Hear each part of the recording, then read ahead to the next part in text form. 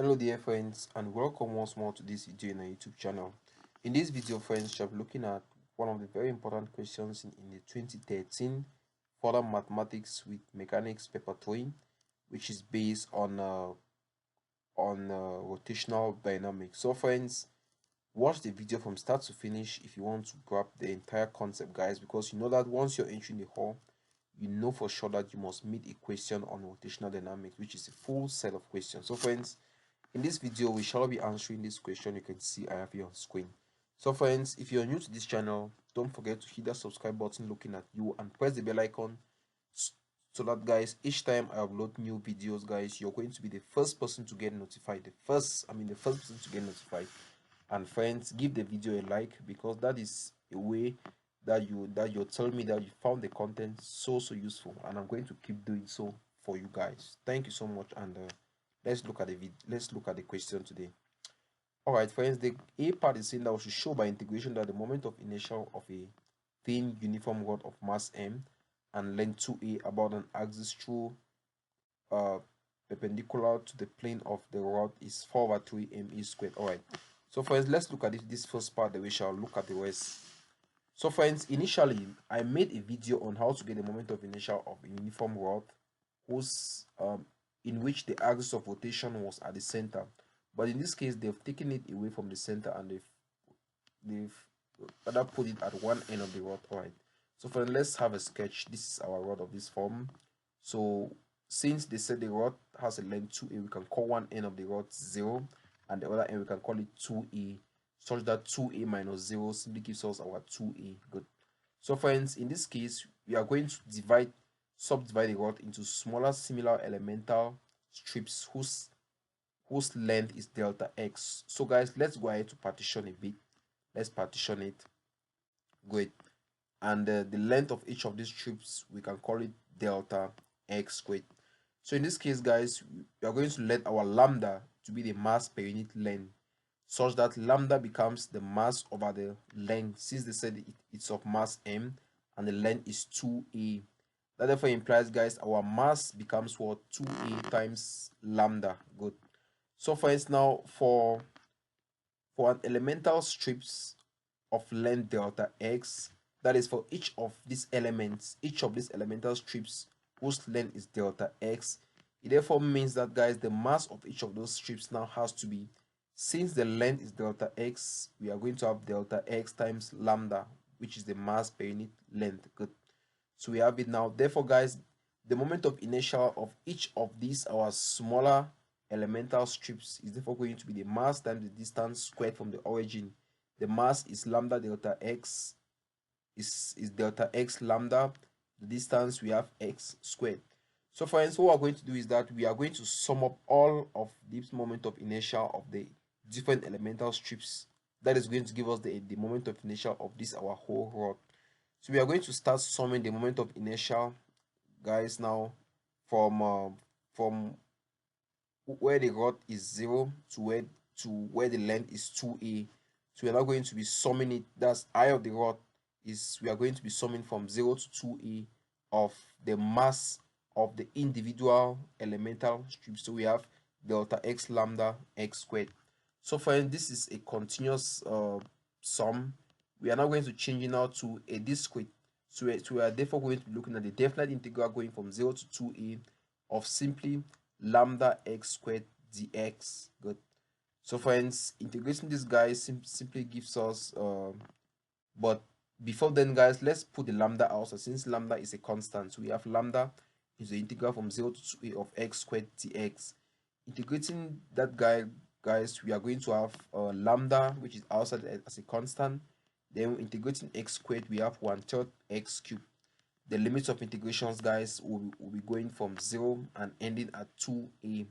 So guys, putting all the limits, we have lambda into lambda times 1/3 8a cubed. But friends, what is our lambda? Our lambda is what we have here, right? M over 2a. So putting that, we are going to have m over 2a. We have 1/3 8a cubed.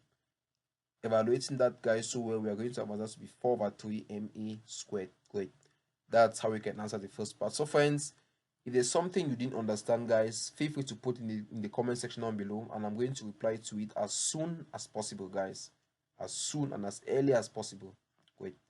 So friends, make sure you subscribe to this channel if you've not subscribed, because if you don't subscribe, guys, you are not going to be having access to all our great contents. And once you've subscribed, guys, do remember to turn on the bell icon so that each time we have new videos, you'll be the first person to be notified. Great. And friends, please don't forget to like the video by giving me the thumbs up. That goes a long way to motivate me a lot to keep producing more great content. Great. All right, friends, let's look at the next part of the same question.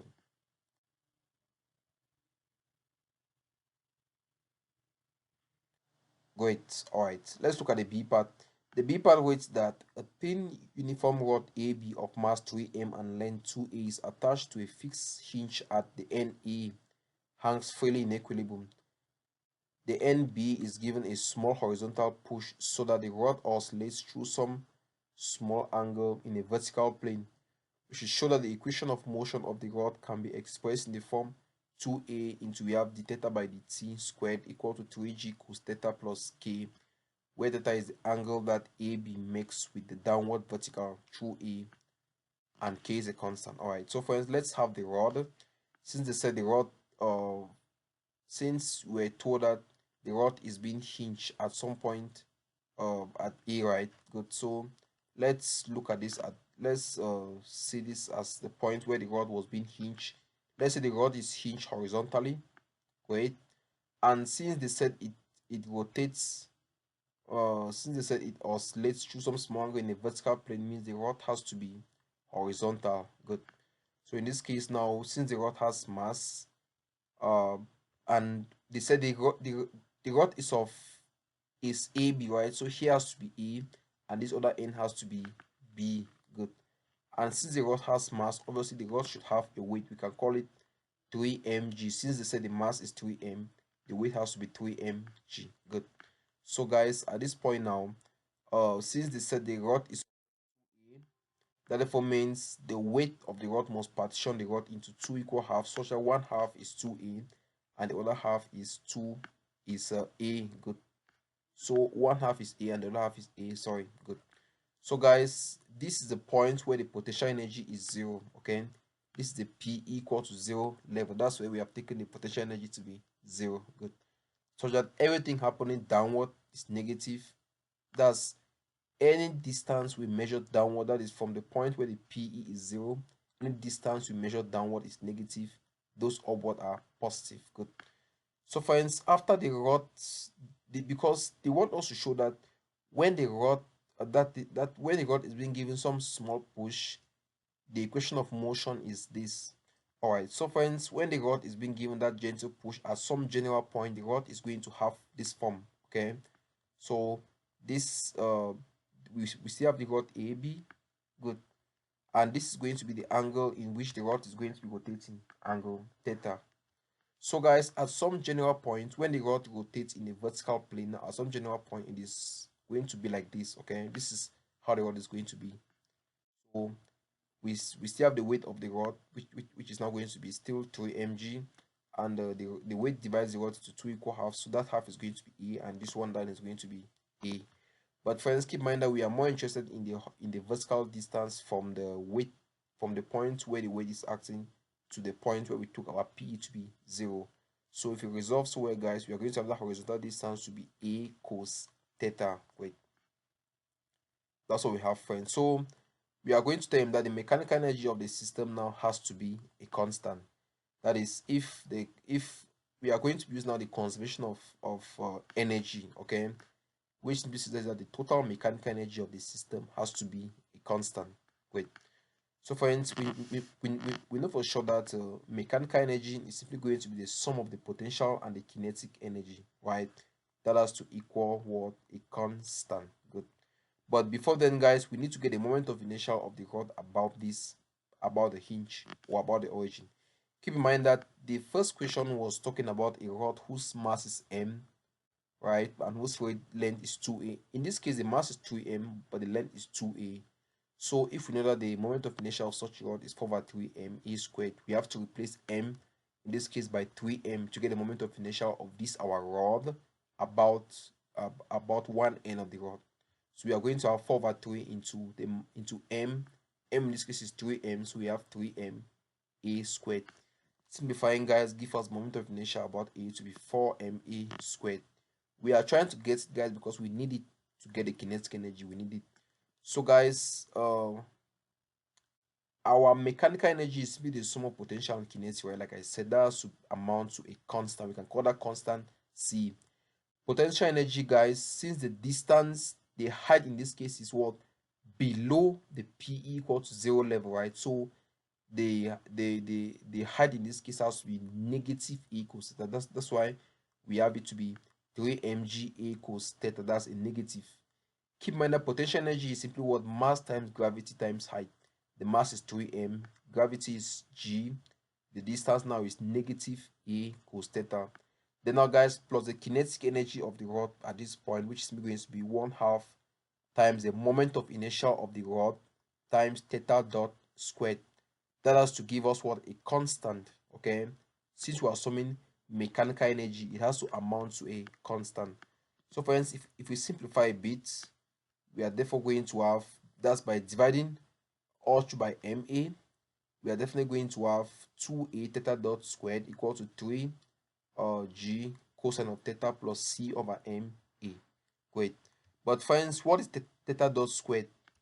Theta dot squared is simply going to be d theta by dt, right? So we are going to have 2a d theta by dt squared equal to 3g cos theta.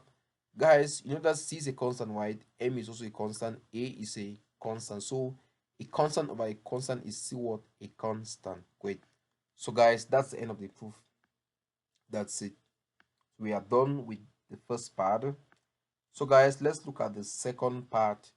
The second part is saying that we should find the radius of gyration of the rod about the axis through the hinge, and the next part was to get a period of small oscillation of the rod. Great. Okay.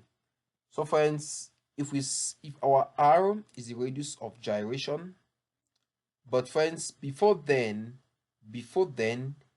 it is so good for us to get the acceleration of this rod. Okay, since the Roman 3 wants us to get a period of small revolution of the rod. In this case, guys, it will be so good if you can get the radius of that of it will be so good if you can get the acceleration of the rod. Okay, great. Let's get the radius of gyration of the rod, then later on we shall look at the period by first getting the acceleration, getting omega. From there we can now get the period of the rod. Good. So for instance, now if r is the radius of gyration of the rod, then guys, the radius of gyration of the rod, we are simply going to equate the moment of inertia of the rod, that is 4ma squared, which is the same like the mass of the rod times the radius of gyration squared. Good. That's what we have, guys. It will simplify so well, guys. We are going to have our r to be the same like 2a over root 3. Good. So if we rationalize again, let's make the answer to look somehow matured. If we rationalize the denominator, guys, we are going to have 2a root 3 over 3. Great. That's it. So for the radius of gyration is simply that radius is simply the distance in which a particle placed at that point is going to produce the same moment of inertia. Okay, that is it, guys. That's it. That's a particle whose mass is the same as the mass of the rod. Okay, will have the same moment of inertia. Great. So friends, let's get the period, but before doing, guys, we need the acceleration of the rod. From there we can get the angular frequency of the rod. So guys, we have to differentiate. Okay, in such a case we have to differentiate this our equation to get the acceleration of the rod. But let's differentiate this guy in this form since we have theta dot here squared. So guys, differentiating so well, we are therefore going to have 4a theta dot theta 2 dots. Keep in mind that theta 2 dot is simply going to be the derivative of theta dot with respect to time. That is equal to differentiating cosine, guys, gives us what? Negative sine. So we have negative 3g sine theta dot. Then differentiating this constant, guys, gives us 0. Theta dot and theta dot, they can cancel on both sides. We have the theta 2 dots and we know that sine theta is the same like theta, right? When the angle becomes so small, that is for small angle identities, sine theta is approximately the same as theta. So guys, we are therefore going to have our theta 2 dot to be the same like negative 3g over 4a theta. But friends, take note that if we compare our expression with the angular acceleration theta 2 dot equals negative omega squared theta, we can see that we can see that in this case our omega in this case, guys, is be the same like what is square root of 3 over 4a, right? Good. But we also know that our period t is given as well 2 pi over omega. So if we put everything in place, we are going to have our t to be the same like 2 pi over omega as we have. Simplifying a bit, guys, we are going to have our t to be the same like 2 pi square root of 4a over 3g. Great. That's the period, guys. That's the period of revolution of the rod. Period of oscillation of the rod, guys. That's the answer. Then, friends, the next part is saying that we should get the length of an equivalent pendulum. So, guys, in such a case, we have to equate the length of a normal simple pendulum to the we have to equate the period of a simple pendulum, guys, and the period of the rod when it rotates at this point. So in such a case, guys, we know that the period of a simple pendulum bob is given as what, guys? 2 pi times the square root of L on G, right? Good. So guys, if we now equate this to this our period that we found here, we are definitely going to have 2 pi square root of 4a over 3g equal to 2 pi square root of L over G. Good. Where, keep in mind, friends, that we are trying to solve for what? We are trying to solve for what? L. So guys, if we simplify so well, we are going to have our L to be the same like 4e over 3. Great. That is the length of an equivalent pendulum. Great. That's it, guys. That's it. So friends, thank you so much for watching the video. Thank you so much. I hope you found it useful. If you found it useful, guys, please put in the comment section down below, and importantly, guys, subscribe to the channel and press the bell icon to get notified each time we have new videos.